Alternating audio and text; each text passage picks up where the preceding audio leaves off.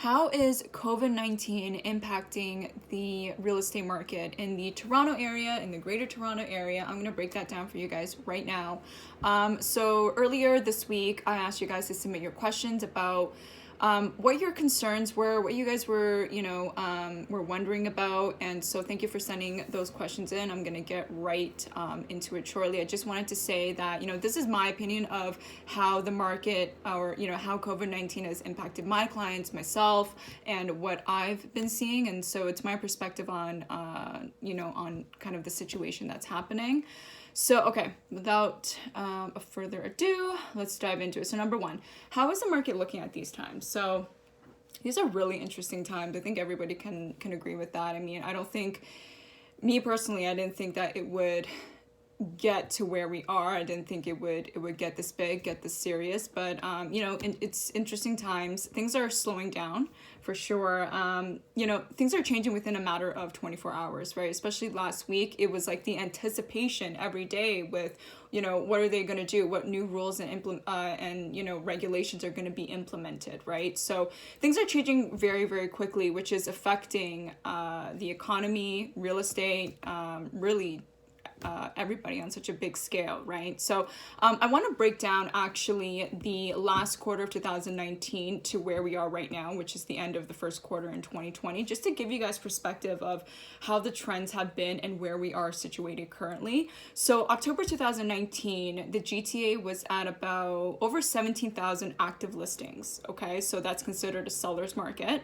From October to January 2020, we started off the year, I think around 6,000 or 7,000 active listings in the GTA, okay, which is, if you take 17,000 in October 2019 to 7,000 in January 2020, that is a huge difference, okay? And again, just to give you perspective on what that number actually means, you guys are, I'm sure, are familiar with the super hot market in 2017 January. So in January 2017, we were at 4,000 active listings in the entire GTA, okay? Just to put things into perspective. So January 2020 started off with 7,000 active listings in the GTA. We were increasing the listings very, very slowly. Definitely not enough to make an impact in the market to make it a seller's market again, but it was very active, right? If multiple offers were back huge, homes were selling, within the first day to the first few days, firm offers were coming in, meaning no condition, so no condition on financing, home inspections. It was just, firm offers were back, especially with the multiple offers being, getting really popular again. We were seeing, 10 offers on a property, 20 offers on a property. So the demand for sure had come back huge. Interest rates dropping earlier this year, built up a lot more demand. People were incentivized to come back, increase their budget, things like that. Pre-construction was also doing extremely, extremely well. So we all expected an upwards trend, or the upwards trend to continue, right? So January, February, we were definitely going up. Prices were up. Sales were up. Our days on the market were down significantly. And so and in March, we were at about 10,000 active listings. So still in a buyer's market. It's still too soon to tell kind of where we're going to end off because everything right now is uncertain. We don't know, when the restrictions of COVID-19 is going to be, are going to be lifted. We don't know how long we're going to be in this situation for, right? So it's all really dependent on that. But I will say I have not seen a huge impact on prices yet. Our showings have gone down significantly, about 50%. I do see that as a good thing because at this time, I think we should be prioritizing our health, right? It's not just us, it's who we could possibly be affecting. So I think that's important. Competition right now is definitely on the lower end. I've had a few investors reach out that, are interested in getting into the market because the competition has decreased, right? So Sellers, I think right now are going to be a little bit more flexible. Multiple offers are still being set, and homes are still being sold, right? I'm going to get into that. I know there's a few more questions that kind of dive into that topic a little bit more, but that's pretty much how the market is looking right now. Is we're slowing down. Prices haven't been impacted that much. Do I foresee prices being impacted? Yeah, I do. But it just depends on how long we're going to be stuck in this situation.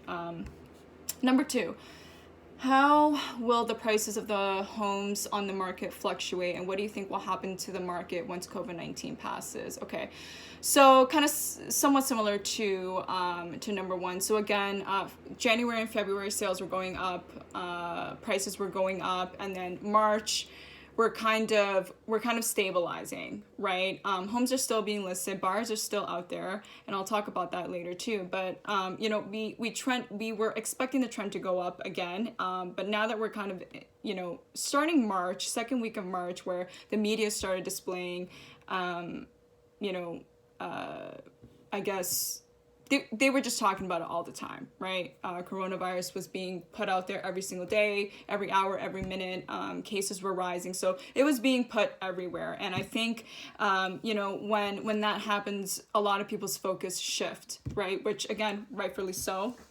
I know mine shifted, that's for sure. So second week of March, we started to stabilize a little bit, and, you know, people started trickling down, right? So your sellers, your buyers, they started trickling down to kind of just wait and see what happens. In the meantime, also prioritizing their health, right? So trickling down and being on the sidelines does not mean they're completely out of the market. It means that they're just waiting to see, you know, kind of what happens. I think, you know, again, the prices, I haven't seen the prices being impacted that much right now. I think there's more flexibility to negotiate. I think, you know, people kind of waiting on the sidelines, it opens up the market a little bit more for those, you know, people that actually do need to move to kind of, you know, to have more of a discussion with the sellers versus before you were most likely going to be competing. What do I think will happen to the market once COVID-19 passes? You know, so that's a really good question. I mean, I don't have a crystal ball. I wish I did. That way I can kind of, you know, tell you guys what's going to happen and tell myself what's going to happen. But I mean, so there are two ways that I can see this going, and it's really all dependent on the unemployment rate. So a lot of people are waiting on the sidelines. Like I said, a lot of buyers are waiting. So what that's doing is that's building the pent up demand, right? People are ready to go out there, but they just can't right now, right? So that's, when that builds up, when everything kind of goes back to normal, I do see a huge surge of buyers entering the market again, okay?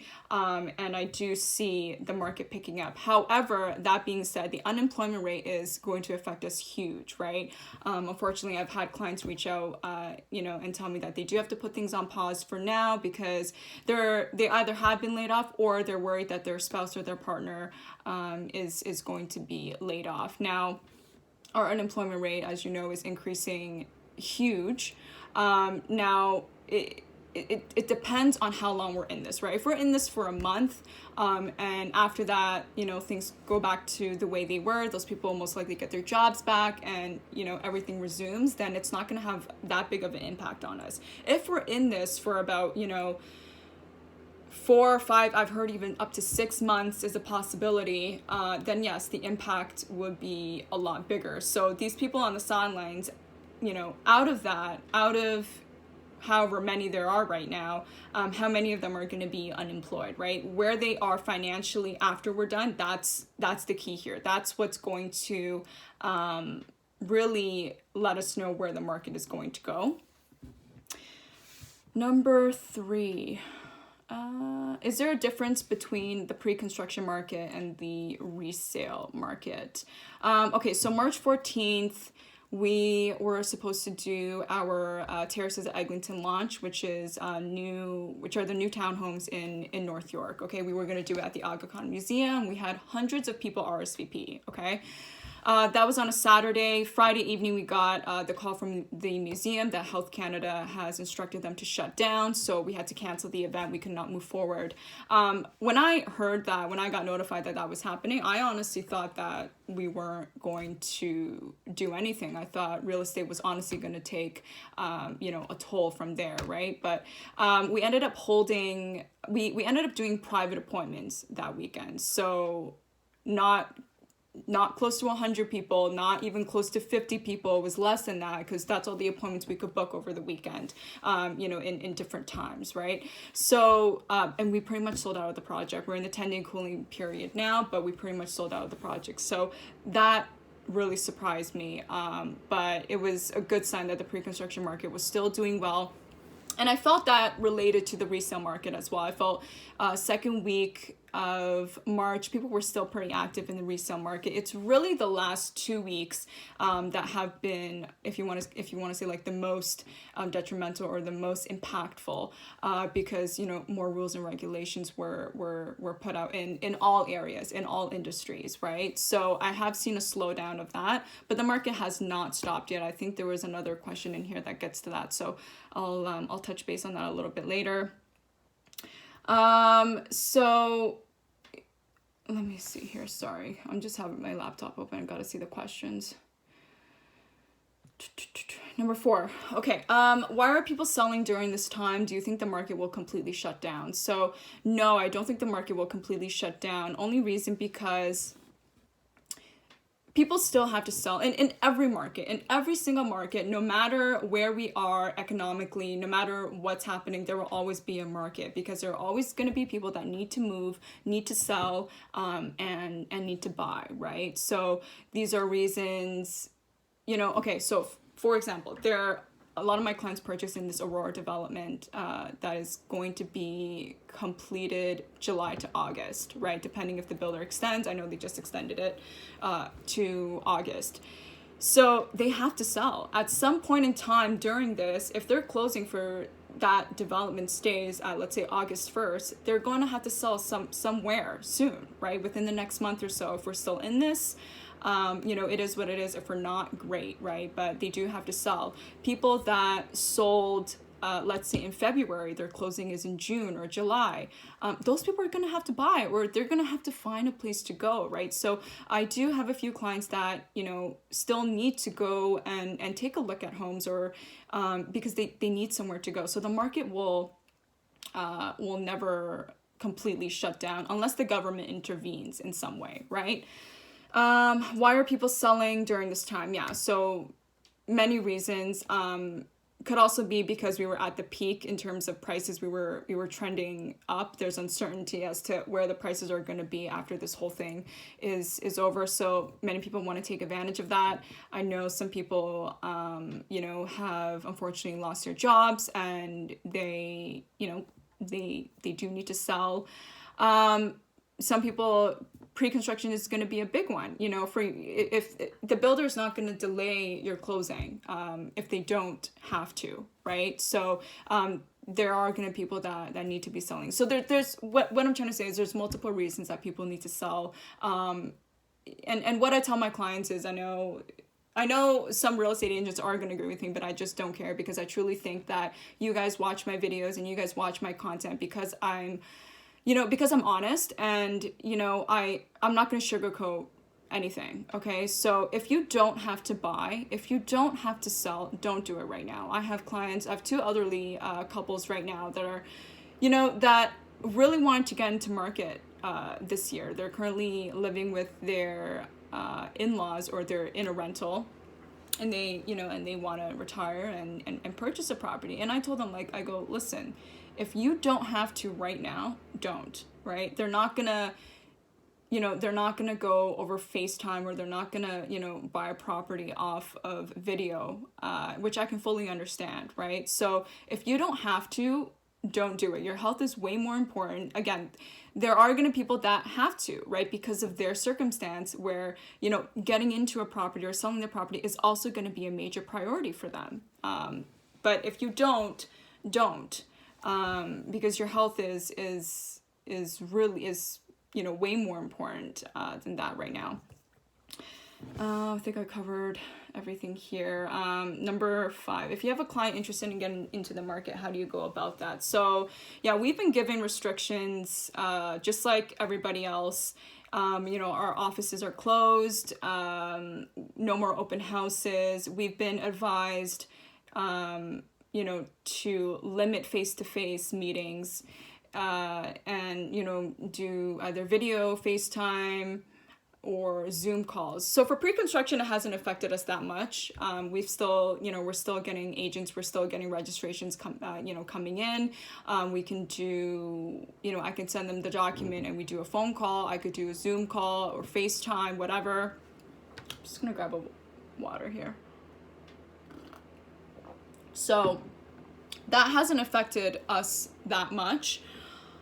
In terms of resale, have I sold a property over FaceTime or video? I have. Now, do I think it's for everyone? No, I don't, right? And I know that for some people it's going to get, it's hard for them to come, to those terms that if we do get to that point where there is going to be, let's say, no showings, then, I understand that it's going to be hard for people to kind of get used to. But that's how we're kind of moving things along right now.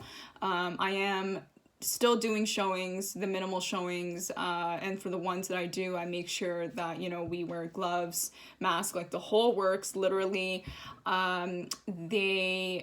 Some listing brokerages have forms now that you have to fill out, right? So we just want to be respectful and mindful of everyone, the sellers, the buyers, my clients. Like we really need to come together and be mindful of everybody right now, because it's not just us that we're putting at risk. It's it's so many people, right? So